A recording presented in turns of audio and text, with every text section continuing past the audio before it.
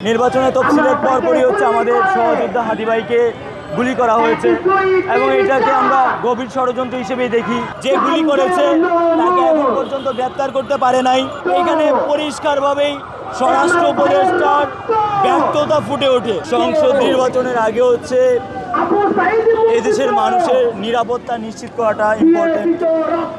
নির্বাচনের জন্যই আমরা এতদিন এদেশে গণতন্ত্র ছিল না, কোনো নির্বাচন ছিল না, যে হাসিনা হচ্ছে নিজের জোরে ক্ষমতা বলে সে সবসময় ভোট চুরি করে নির্বাচিত হয়েছে। তো সেই জায়গা থেকে আমরা একটা সুন্দর এবং সুষ্ঠু নির্বাচন চাই, কিন্তু আমরা দেখেছি নির্বাচনে তফসিলের পরপরই হচ্ছে আমাদের সহযোদ্ধা হাদি ভাইকে গুলি করা হয়েছে এবং এটাকে আমরা গভীর ষড়যন্ত্র হিসেবেই দেখি।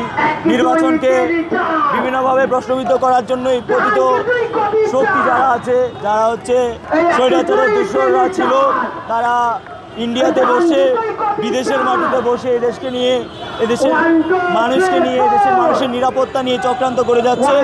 তো সেই জায়গা থেকে আমরা দেখেছি যে আমাদের সহযোদ্ধা হাদি ভাইকে গুলি করা হয়েছে এবং গুলি করে যে গুলি করেছে তাকে এখন পর্যন্ত গ্রেপ্তার করতে পারে নাই।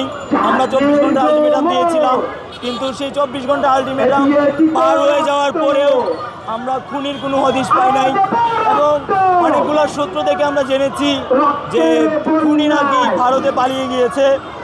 তো সেই জায়গা থেকে আমরা প্রশ্ন রাখতে চাই, কিভাবে একজনকে খুন করে, ঢাকা শহরে খুন করে, ঢাকা শহর থেকে বের হয়ে ভারতে পালায় যায়, সেটা আমরা মনে করি যে কোনো না কোনোভাবে এটার সাথে গভীর ষড়যন্ত্র জড়িয়ে আছে এবং এখানে পরিষ্কারভাবেই স্বরাষ্ট্র উপদেষ্টার ব্যর্থতা ফুটে ওঠে।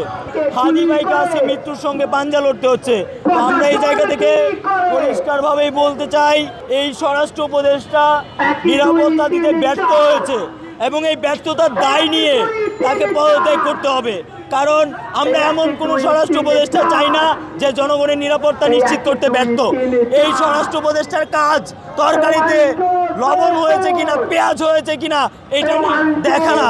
স্বরাষ্ট্র উপদেষ্টার কাজ দেশের মানুষের নিরাপত্তা নিশ্চিত করা, আমাদের হাদি ভাইদের মতো যারা বিপ্লবী রয়েছে প্রত্যেকের নিরাপত্তা নিশ্চিত করা, সন্ত্রাসীদের গ্রেপ্তার করা। কিন্তু আমরা দেখেছি তার বিপরীতে সন্ত্রাসীদেরকে জামিনে মুক্তি দিয়ে আমাদের ভাইদেরকে গুলি করানো হচ্ছে।